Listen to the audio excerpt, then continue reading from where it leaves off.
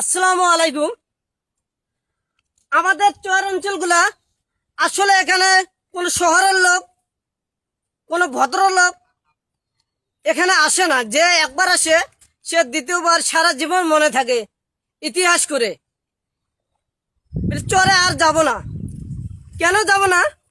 ভাঙাচুরা রাস্তা আর পানি কাদা মাটি,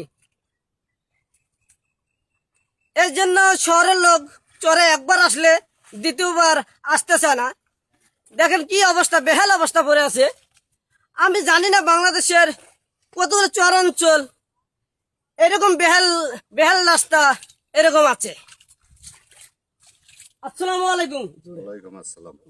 একটু জোরে বলবেন। আসসালামু আলাইকুম। ওয়ালাইকুম আসসালাম। আপনি কোথায় যাচ্ছেন? আমি ভাই বাজার যাচ্ছি। বাজার এখান থেকে কত দূর? Half kilo. তা এখানে কোনো রাস্তা আছে? রাস্তা ভাই এরকমই, মানে রাস্তা কোনো জায়গায় আছে কোনো জায়গায় নাই। যে জায়গায় ছিল সে জায়গায় ভাঙ্গা গেছে। এখন মনে করেন যে বর্ষার সময়, বৃষ্টির সময়, এই সময় মনে করেন যে একটুর মধ্যেই পানি বেজে যায়। রাস্তা ভাই আমাদের এলাকায় নাই। চর অঞ্চলের ভেতরে রাস্তা এরকমই। আচ্ছা, এখানে যদি বন্যা আসে, যদি ভারত পানি ছেড়ে দেয়, যদি এখানে বাংলাদেশে বন্যা হয়, তাহলে এই রাস্তায় কত পানি হয় এখানে? এখানে মনে করেন যে নৌকা যায়, শ্যালো নৌকা যায় এবং লঞ্চ যাওয়ার মতো পানি হয়। বাড়ি ঘরে সব পানি উঠে যায়। জেলা বাড়ি উঁচু করছে, সেই বাড়িতে পানি অত ওঠে না। কিন্তু জেলা বাড়িতে মাটি কাটার ব্যবস্থা নাই। জেলা বাড়ির মানুষজন সব ওই স্কুল মাঠে, অথচ জেলা উঁচু বাড়ি সেই বাড়িতে যায় আশ্রয় নেয়। আচ্ছা, এখানে যদি আমাদের বাংলাদেশের নতুন সরকার যদি এখানে যেখানে ব্রিজ লাগে ব্রিজ দিবে, যেখানে রাস্তায় মাটি কাটানো হয়, তাহলে কেমন হবে? তাহলে তো ভাই খুব ভালো হয়। এটাও আমরাও চাই।